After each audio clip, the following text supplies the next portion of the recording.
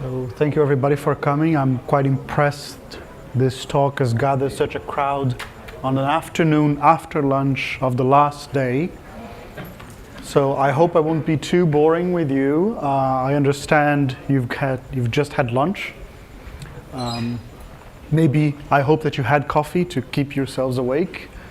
Like I said, I'm quite impressed the number of people who have showed up. I remember pitching this talk to a colleague of mine at Intel, and he's a kernel developer, Linux kernel developer, said, no, I'm not going to accept you. I don't want to see anything about C++. I even spoke to Linus once about C++, and I don't know if you've ever talked to Linus about C++. He's got quite an opinion about it. So some of the things I'm going to show are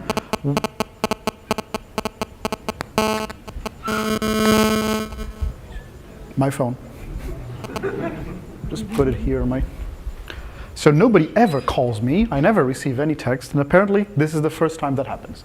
I was saying Linus has quite an opinion of C++.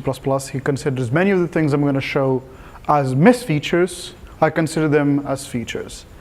So let me briefly introduce myself. I'm Thiago Macieira. That is me, working with high technology back in 1982.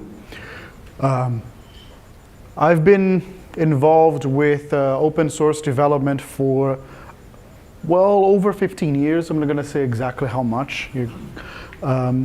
Most of that time has been actually working with C++. So if any of you were on my talk yesterday when I was talking about IPv6, I started my career in open source by working with IPv6. I was asked, what do you want to work on? I decided I want to make a browser capable of IPv6. And Mozilla at the time already had support for IPv6, so I started with the KDE's browser. And if you're familiar with KDE, you know it's written in C++. So that's how I actually ended up working with C++. Before then, I had submitted a patch to the Linux kernel. I had made a couple of modifications working with Pascal, with Clipper. But it wasn't until I started actually doing C++ that I got into my professional career. And both C++ and IPv6 actually landed my first job in open source when I went to work for Trolltech. And now I work for Intel as a consequence, as evolution of whatever I was doing back then. So, my job today is to say and convince you that C++ for embedded is possible and it's even a good idea. Let me just take a quick survey of the audience here. How many of you program for embedded systems? Okay, I should have asked the other way around, and since we're in Embedded Linux conference, that was to be expected. Quite dumb of me. How many of you do that with C++? You guys can leave. I will be reinforcing that idea to you, and hopefully I will be giving you more arguments whenever you come to a colleague or a product manager or somebody else who says, no, C++ is too big, it doesn't work for embedded. For those of you who don't, what's your main language of development? C, right? Anybody working with PHP? Okay, one. Yeah. So the interesting thing is that I'm working with IoT these days, and I see a lot of people doing Node.js or JavaScript. I had a colleague presenting earlier this morning about using JavaScript with Node.js style API to program a microcontroller, so working on Zephyr. I'm not going to pass judgment. I think that we follow the engineer's motto here, which is the right tool for the right job. What I'm trying to show you is C++ is a good tool and will do a good job. So I divided my presentation into 3 sections. First, I'm going to convince you that C++ is not bad, that it actually does work for what we want to do in embedded. Then I'm going to show some reasons why it's actually better than the competition, that being C. And then I want to finish with some of the things that are exclusive to C++. I don't have slides for all the things I'm going to say at the end. I'm just going to start rambling about some of the things we started to think about in C++. And I'm going to to answer questions. So feel free to raise your hand if you do not understand me. I understand most of you are not native English speakers, neither am I. So feel free to stop me and ask me something. So as I said, the question we are trying to answer is which is the best language for embedded programming? I already gave you a hint of what the answer is. And I'm not going to say it's C++. The best language is the language you're most comfortable with. I want you to do a good job in developing systems. And especially when we're talking about embedded programming, and we're talking now about the embedded programming connected to the internet, also known as IoT, you need to be doing a good job. These devices need to be updated, need to be securely written, and need to do their jobs without blowing up every 5 days because they just use too much memory. So the correct answer is use the language that you know most, that you are most comfortable with, and serves your job. So PHP might not work on an embedded system. Maybe Java won't work because it is the VM takes too much and garbage collection is not going to help you. But one that might is Go. So you see the little gopher on the top there. It is actually a compiled language, right? I don't know too much about it, but I keep hearing from colleagues who do that this is an awesome language. And more than that, we're here at the Embedded Linux conference. Go, because of the way it is developed, enforces basically that everything has to be open source. But anyway, I digress. Python and Ruby are good options as well. Even though they are interpreted languages, they can be byte compiled. They have a garbage collection, which may not work for everybody. The normal options we have are C and C++. So again, that's what I'm going to be looking into. Let's start with a couple of facts, or myths. C++ is more complex than C. Fact or myth? It's a fact. So it's actually a fact because, yes, the standard is bigger. I'm going to take a parenthesis here and talk about what the languages are. So both C and C++ are developed as part of this international standards group, ISO, or organization, ISO.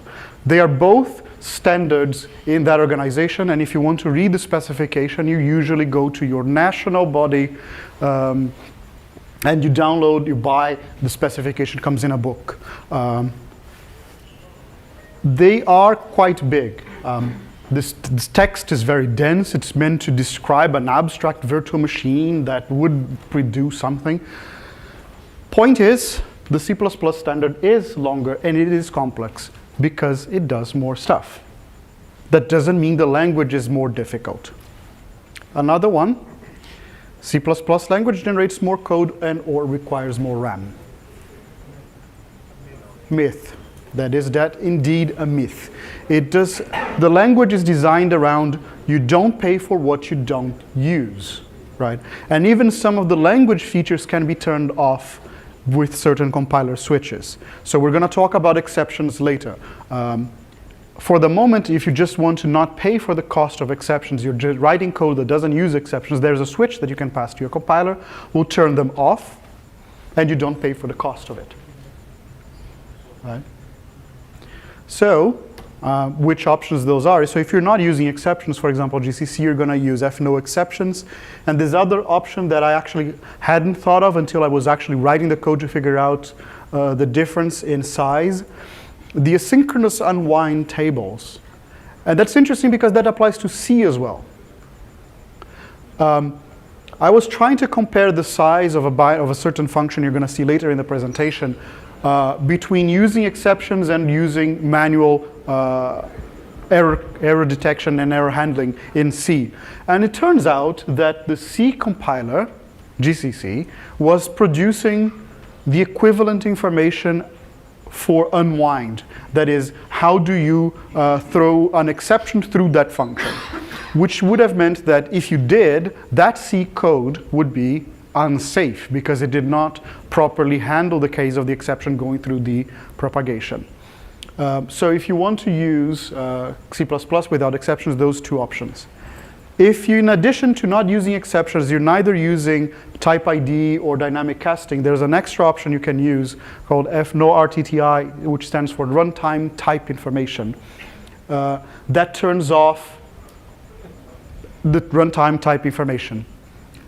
Most of the time, if you're writing compact C++ code, you're not going to see any difference. That one appears when you, besides these two operators, when you have polymorphic classes with virtual functions. So the moment that you have a virtual function, the compiler will emit the runtime type information for that particular class. So you can save a couple of bytes by not having it. It's going to be about 20, 30 bytes per class. And if you're not using the standard library, and that's going to be a big problem for us to discuss, you can actually disable the use of the standard library. Now, you can't turn completely off, because the compiler will still do a couple of things that are required. So some of the things that the GCC and G++ and Clang do, and any other C++ compiler do, is they call out to a couple of methods, or you use a couple of symbols from the C++ language support. Right? Both GCC and Clang's libraries, I'm going to see later, have sub-libraries that contains those symbols, so you can use only those. And if you install on a regular Linux distribution, those actually come as a static library, so you can easily compile a C++ application that uses nothing more than the C library. Another myth would be the C++ language hides things from the compiler.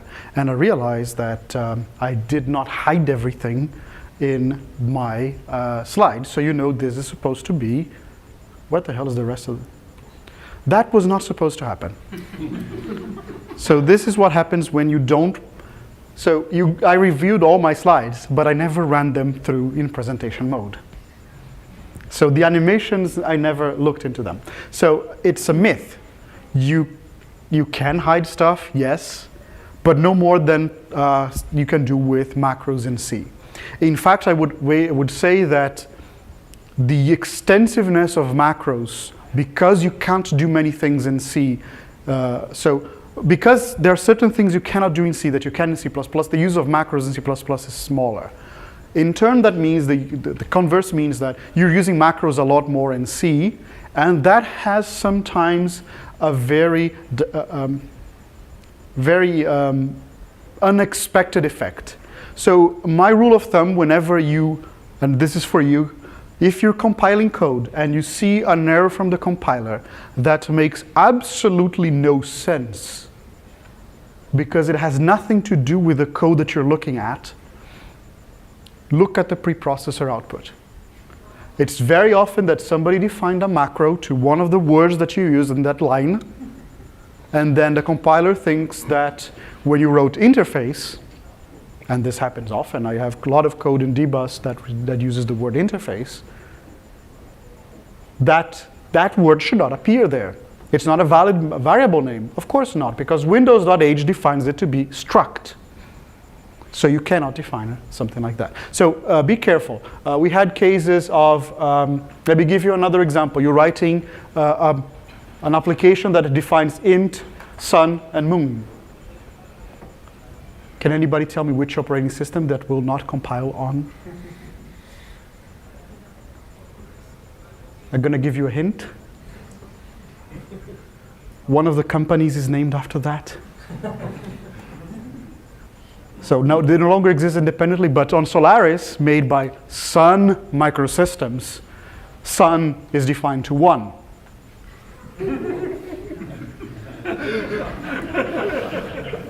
Trust me, when I compiled the code, there was an example 10 years ago, like, why doesn't this it compile on everybody else, and then it didn't compile on the Solaris compiler. I started to blame the compiler until I figured that one out. So anyway, I digress. The next question, and let's see if the animation works. Using templates is more expensive. So the answer here, I'm going to hedge my bets, and again, the animation didn't work. It's yes and no. So templates by themselves do not imply that you're using more code or more RAM. That's a myth. It does increases the compilation time because the compiler has to do more things, and thus increases the memory usage of the compiler.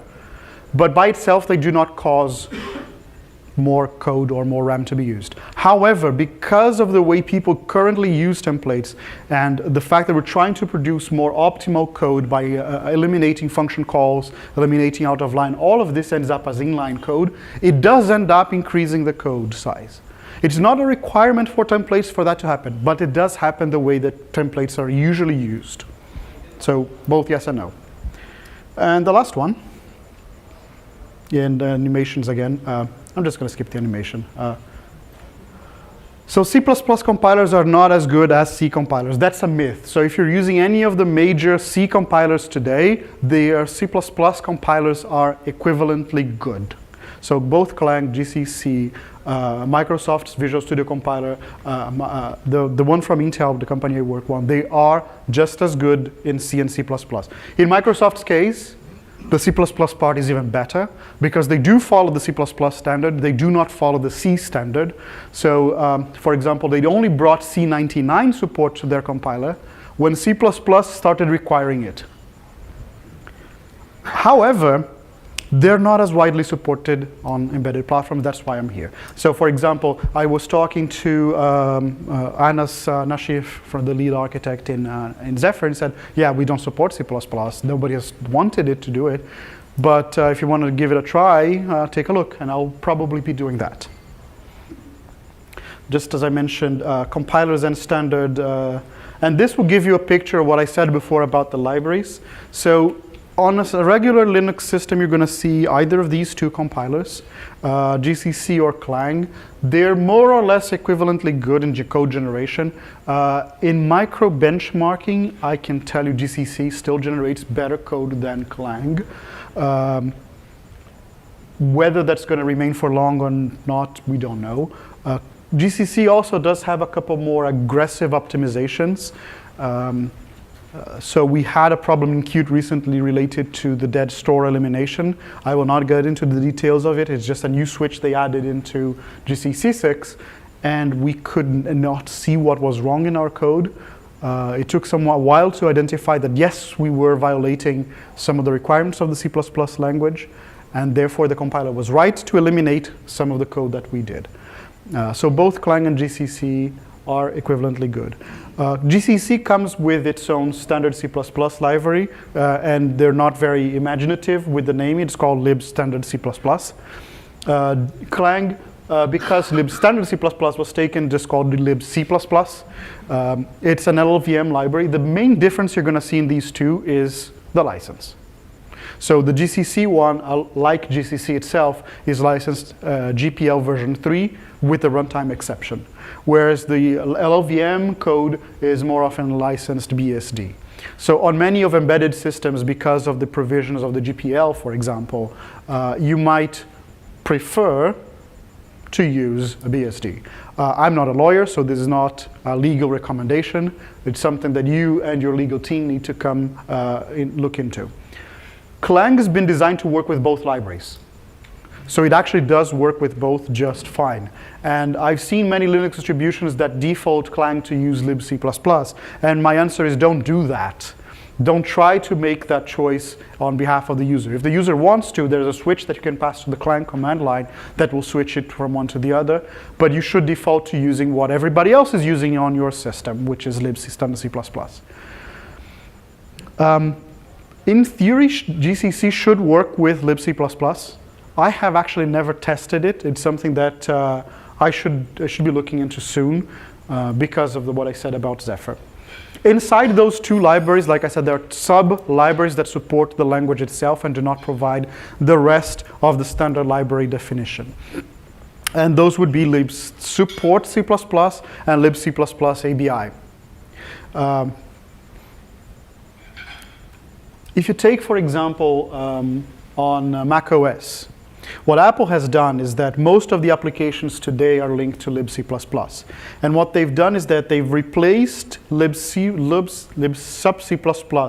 They've taken it out, and they've made libc++ ABI a separate shared object. So both libraries link to the same core. As a result, you can actually run applications that link to both libraries at the same time.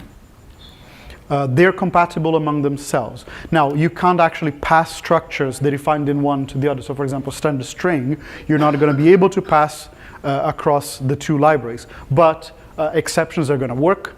You're going to be able to call new on one and delete on the other, and that just works just fine. And that's also because all of this ABI has been defined it was actually defined during the Itanium processor. Apparently some people at Intel had too much time on their hands and they decided to do a C++ ABI that was published. Today it's still known as the IA64 C++ ABI, but it applies to almost all of the processors you see today. They depend, the normal libraries depend on libc. So if you're going to look at embedded systems, you're going to have to choose your libc. If you're going to microcontroller systems, that gets interesting because you don't have a libc with a C API and a POSIX API. And more importantly, you don't have a pthread one. So many of the things that exist in the current standard C++ 11, 14, and 17, you might not be able to use on very tiny embedded systems. But if you're looking at Linux, this is just how it works. Any questions so far? Okay, so let's look into why I think C++ is good.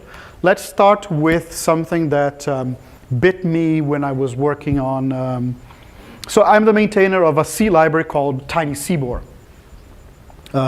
It's meant to run on Zephyr. I wrote it in C because, well, I just didn't want to have the fight back then, so I just wrote it in C. It was that simple anyway. Just as I was starting with the project, I had not configured my compiler with any special switches. The following code like this compiles, and you can see that in C, it prints a warning. It doesn't cause an error. In C++, it's an error. And if you're compiling, like you're just starting, you compile this file over there and then working on something else, you never realized that this went through with just a warning. Why is that bad? Let's suppose that G is a function that takes int 64. This function here passed a 32-bit parameter.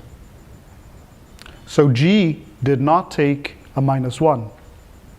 It took a uint max. So I've seen many code bases in C where they actually have a couple of W error, so they turn a few warnings into error. Missing prototypes is one of them. Right? So if you're working in C, you probably want to make W error equals implicit function declaration.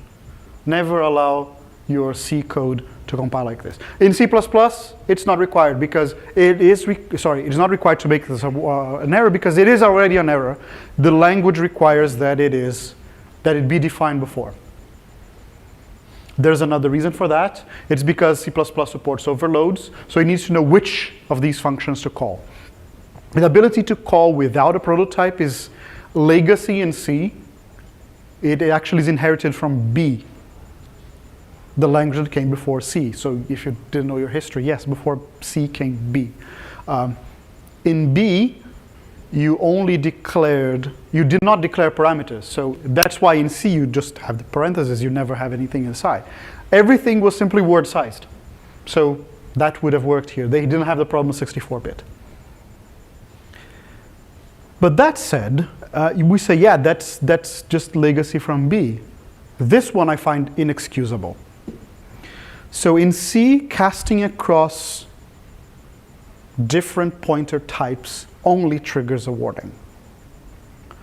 Like in C++, that's an error. So the example here is what happens if I pass a short pointer to an int pointer in a function. The C compiler warns, but does not stop. So this is another one that you might want, if you're using C, to make an error of. In C++, it's an error. I simply cannot tell you why this in C is not an error. I just can't think of any reason why anybody would want to implicitly cast from a short pointer to int pointer. The one below is the dropping of const. That one has more of a reason because the original C language did not have const. So it's a bolted on keyword. It appeared shortly before C++ was invented, so C++ actually came with const. Yeah, I mean, at least it's the right type, but if I drop the const, I might be writing to memory I shouldn't be writing, and if this is pointing to read-only memory, my application will crash. So these are really weird for me working from C++ to accept that they are correct in C. Putting it the other way around, if you program in C++, your code is safer because you will not commit to these errors. The compiler will simply not let you. The next one, according to Linus, is a feature. Void pointers. So you are allowed in C to cast from void into any other pointer without a cast. The most common use of this is int car pointer something equals malloc. You do this very often in C. Now what happens is that malloc returns void pointer, which gets automatically cast to car pointer. In C++, that is not allowed, and here's why. So I have now, instead of 2, I have 3 functions. If you look at the bottommost one, it's the short pointer again. So I'm calling from F, I'm calling G, and that is okay, it casts to void. So my short pointer gets to void star. But the G function takes that void star and casts to int star without checking. So I can't stop you from casting. Casting has a place, it has a use. But let's be sure that you do the right thing. In C++, this would have been caught and would have made you think, oh, which one was this supposed to be? By the way, do I really want to do a void star API? If you can't, don't. You would use templates here. But in C++, it is an error. In C, it's neither an error, not even a warning.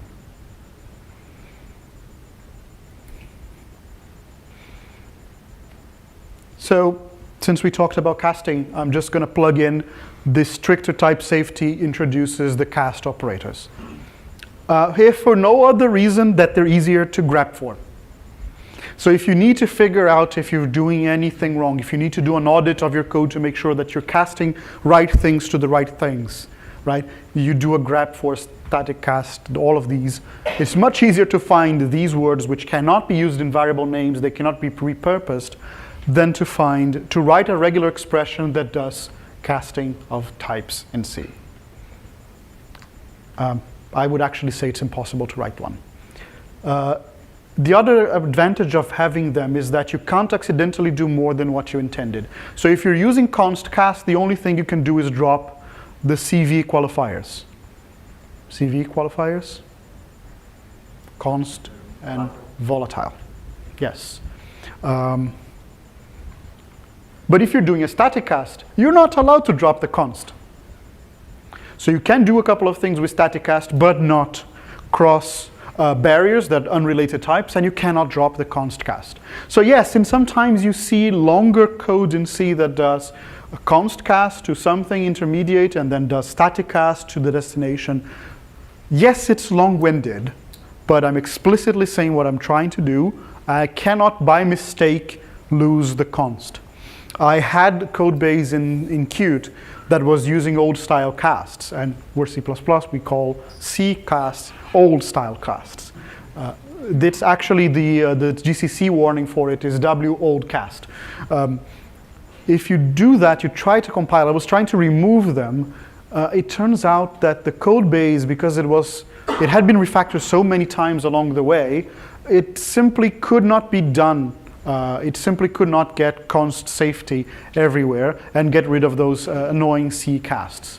Some functions were supposed to modify, called functions that weren't, and then called back into things that were. Anyway, from the beginning, use them.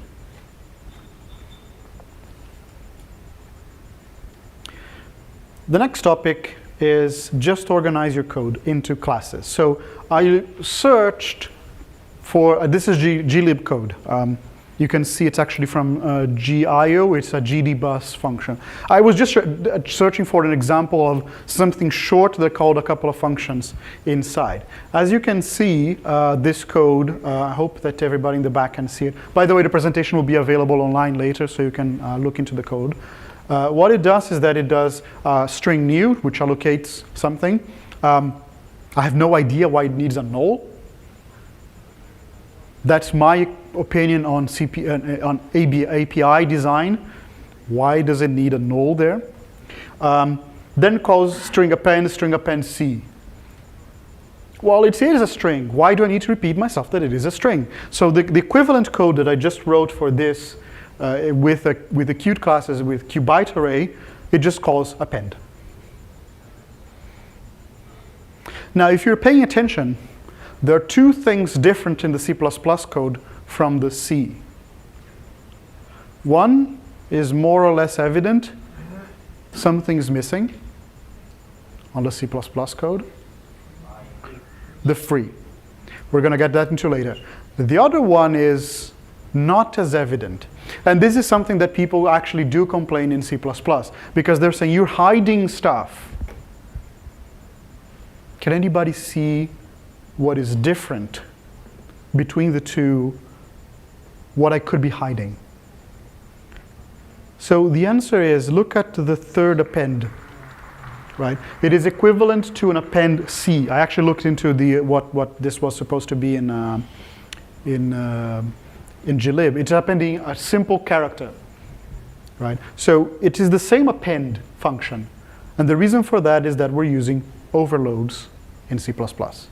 In my opinion, which is not shared by many of the C coders, it is actually better to have the overloads here because they do the right thing and I don't have to worry which of these functions are. It behaves the same way. So if I were to change my arguments, I wouldn't have to change the function.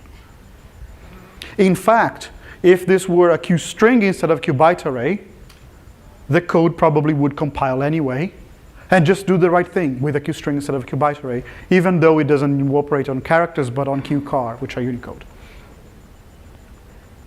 Right? So since we're talking about overloads, unimproved functionality in C++ are overloads. So I just copied this from both the C and the C++ standards. On the right, you can see the C standard from section 712.7.2. So all of chapter 7 in the C standard is the library. On the C++ standard, since the library is so much bigger, it is many, many chapters. Chapter 26, if I'm not mistaken, is the numeric support. Yeah. So it's just showing what we can do with overloads. On the right side, we have fabs, so floating point absolutes, and you have to call fabs f if I want a float-based floating point absolute. In C++, you have fabs float, fabs double, and fabs long double. You might say, well, why do I care? I'll just call fabs on C. Why does it matter that I have an overload?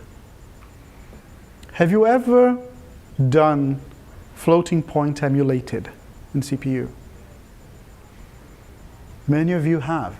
And working with doubles is more expensive. So if I can operate on, maybe not this case of fabs, that's actually an easy one, just flip one bit. But on many operations, using float speeds up the code base. So you want to use, if your code is only floats, you want to keep with floats. You don't want to accidentally use double and increase your runtime because you have to do more precision. In C++, we just call fabs. It will call the right one. And it even has an abs one, which works as integers. That allows us to do generic programming. Now, if you ask me, when I'm working with C, the thing that I miss the most, the one thing I would give my castle for if I could just use in C are exactly destructors. So I copied this from the font here slightly smaller. I was just searching the Linux kernel because glib does not do memory, does not check that malloc succeeded. Not going to that. So I'll search into the kernel of an example of malloc failing, kmalloc failing. And it actually did a couple more things after that, right? So it's not actually easy, so that's a good plus for the kernel. They try to avoid doing complex things in functions to avoid exactly this particular problem. I know one particular function that is much worse than this. It is the one that is called whenever a new process starts. It needs to allocate a ton of different things, so it has at least 10 different go-tos. This is a simple one. It has 2 go-tos. So if you're programming in C, very often you will write code like this. Go-to isn't so bad after all. And I'm not passing judgment. Go-to actually serves a purpose. That one is pretty good. So what you're seeing here is you do a kmalloc, and if it failed, I'm going to return enomem. I could have just written here, they just use the same one below. It does a mutex lock, a spin lock, it does some work inside, and in the middle of a loop that happens inside, the path variable might be initialized to false, which indicates to null, which indicates a problem, and in that case, it needs to return an error, name too long. And if that's the case, I need to unlock what I had locked and free the memory, the working buffer. So you have to pair the code like this. And if you have more things that might fail in between, you have to do more of these. So the thing I miss the most in C is resource acquisition is initialization. Somebody said, right, that's the full expansion. So I invented here some functions. So a class called pointer holder, specifically for the kernel, that would do the same thing. And then look at, I'd actually have mutex locker, not mutex lock, and spin locker, not spin lock. So I created 2 extra variables on the stack here, automatic variables. And as you can see from the rest of the modification that I've done, I don't need to remember to unlock them. I don't need to remember to free the buffer. Why is that? Because the destructors will run, right? And the destructors will do it for me. Which could be called hiding. Which could be called hiding. It is definitely hiding because I don't see it here. But in code bases where you use RAI, resource acquisition is initialization, properly and only it actually produces safer code. So ever since C++ 11 and more so with C++ 14, there's a trend to get people to stop using raw pointers. There are enough in the C++ standard library, there are enough classes in the C++ standard library to hold them and manage them for you, specifically unique pointer and shared pointer, that you almost never need to deal with them directly. That means that you can still leak if you try hard enough, but it makes it more difficult. The biggest problem you have to face with shared pointers are cyclic reference counting loops. So when A depends on B, B depends on C, C depends on A, you might drop all the references, but since they all have a reference to each other, they never get destroyed. On garbage collection systems, the garbage collector actually has to have enough intelligence to do a pass and verify that it came back to the original one without increasing the use count, and then all of these can actually be thrown away. Same problem exists if you're using reference counting. I was just pointing that out because I held back when you talked about hiding, but actually this is the one main criticism I always hear from C people, because like, hey, there's only a closing bracket. Why does the compiler produce code? So yeah, so you're right. Some people in C will complain that the closing bracket produces a lot of code. Yes, it does, right? And the worst one is when you get a compiler error in the opening bracket of your class. That's another issue. yes, I've been hiding code, right? But the interesting thing is this actually made it safer. I've got a colleague who's a really good C coder. He doesn't like C++ at all. There's a feature, an extension in GCC that tells it whenever this variable goes out of scope, call this function. So you can actually implement destructor-like functionality with GCC. It's not part of the C standard, but GCC allows you to do this. So he actually started using this in his own code base because it says, yes, it makes it safer. So I'm willing to sacrifice some verbosity, some explicitness, let's not call it verbosity, for the safer code. We're going to come back to this again later when we do exceptions in a couple of slides. I didn't know exactly what to talk about the containers. I was struggling with what to write in this slide. So the C++ standard library has a lot of containers. It is, in my opinion, the single most important thing that the C++ standard library has. IO streams, throw them in the garbage. The containers are good. And more important than that, those containers in both libc++ and in libc++ are written by the same people who wrote your compiler. They know how the compiler works. That means, hopefully, that the container is the most optimized possible that could exist for that particular compiler. And it often is.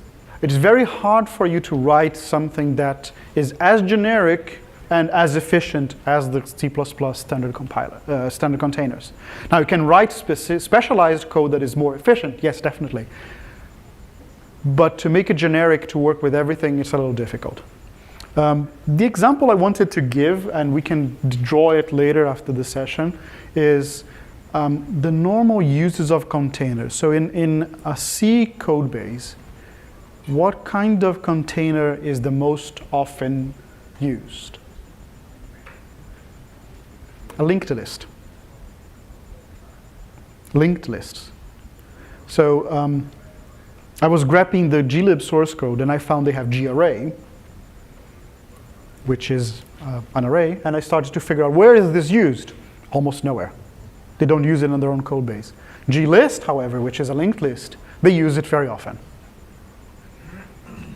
In the C++ world, the structure, the container that is most often used is a vector, which is an array. And I can prove to you that a vector of the same number of elements of the same size is more efficient in many factors. So it's faster to search, it's faster to iterate over, it has less memory overhead, so by meaning fewer mallocs. It uses fewer cache lines, and because it's sequential, it actually helps, the CPU can help you because it knows you're going to usually progress sequentially. If you're iterating over a linked list, you might be going all over the place in memory. So the cache lines and the CPU cannot help you by prefetching information that you're going to need a couple of instructions down the line, right? The problem with them, two problems actually. One is they're not optimized for code size. Most often C++ library are optimized for performance. This is why a lot of these things are inline. So yes, it's going to produce the fastest possible by having as a counterpart, putting all the code exactly where you used it. So it's not calling outside. Whereas often when we're doing embedded programming, we want to actually have shorter code to fit whatever memory we need.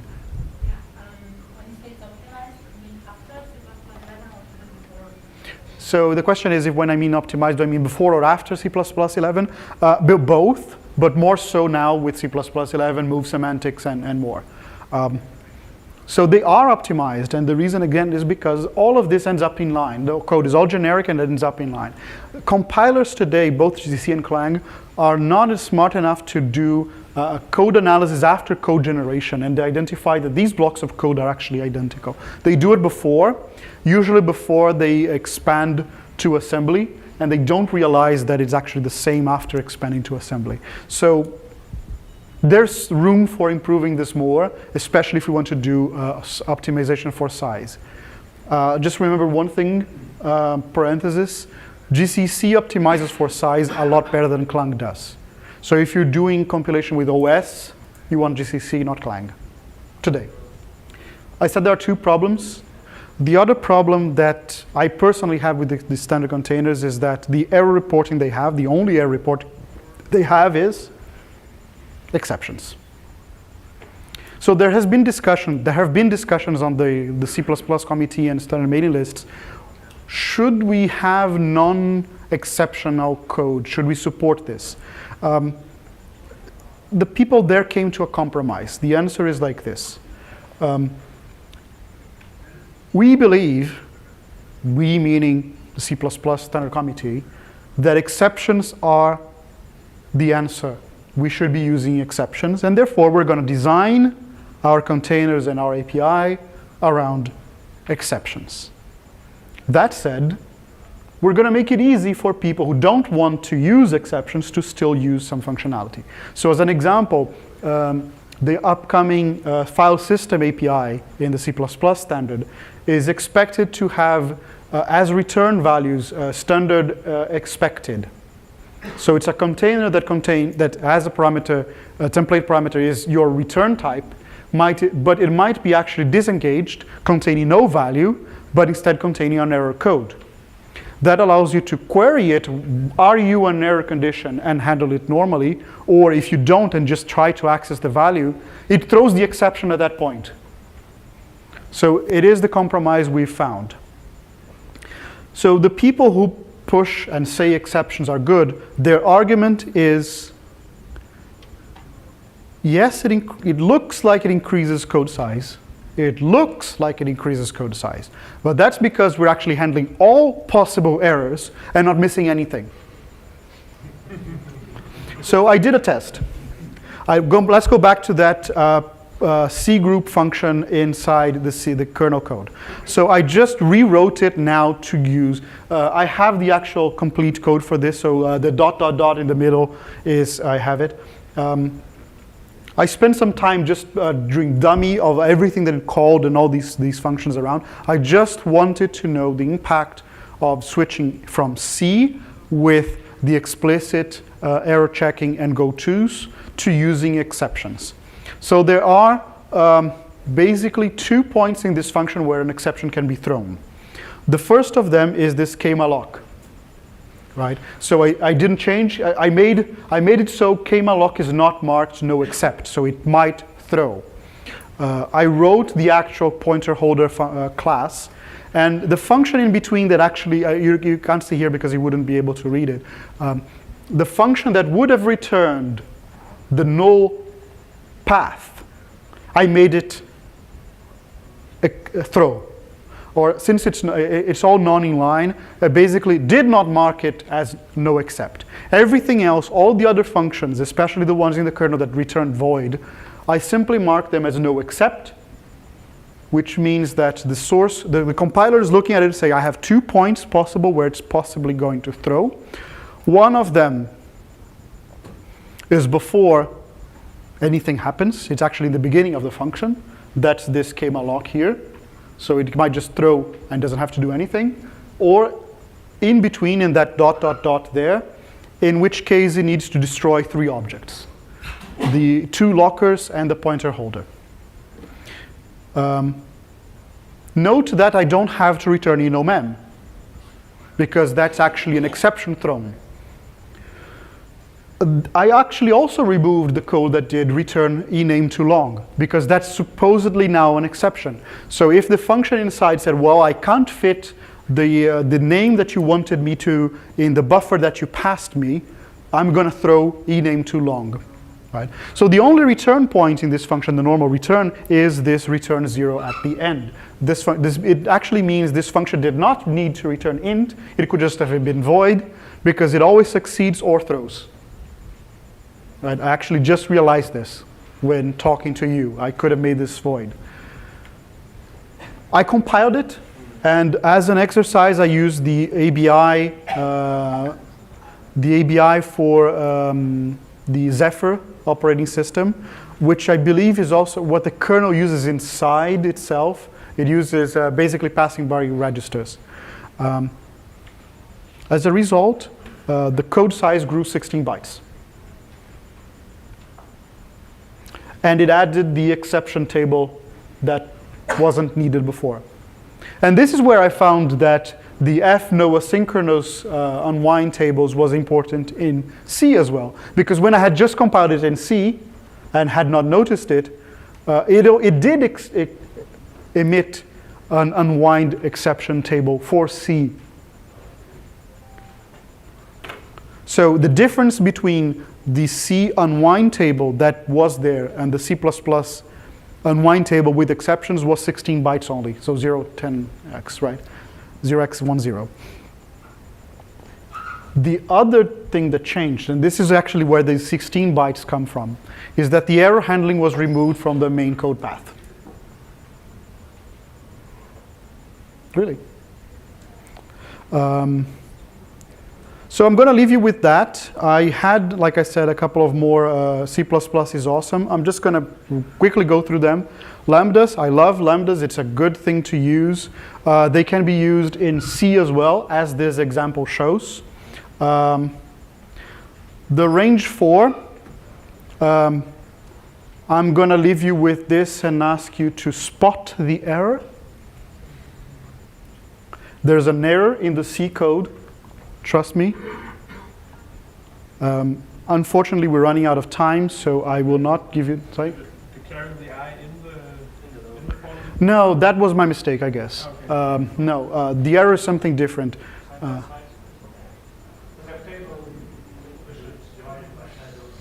Yes. I did not divide by size of. Actually, GCC complains to you and says you're accessing out of bounds. Clang didn't. Whereas the C++ code is much simpler. To close, there's a bunch of goodies that we're doing in C++ 14 and C++ 17. I don't have the time to explain them all. The language is evolving rapidly, where C is not so much. It's all an ISO standard, but interestingly, the standard itself can be found on GitHub. You can compile it because it's text. They only accept pull requests for editorial changes. Everything else needs to go through mailing list discussions, which we're familiar with. So, unfortunately, I ran out of time. Thank you so much for coming. I'm available in the coffee area afterwards. Yes, and use C++.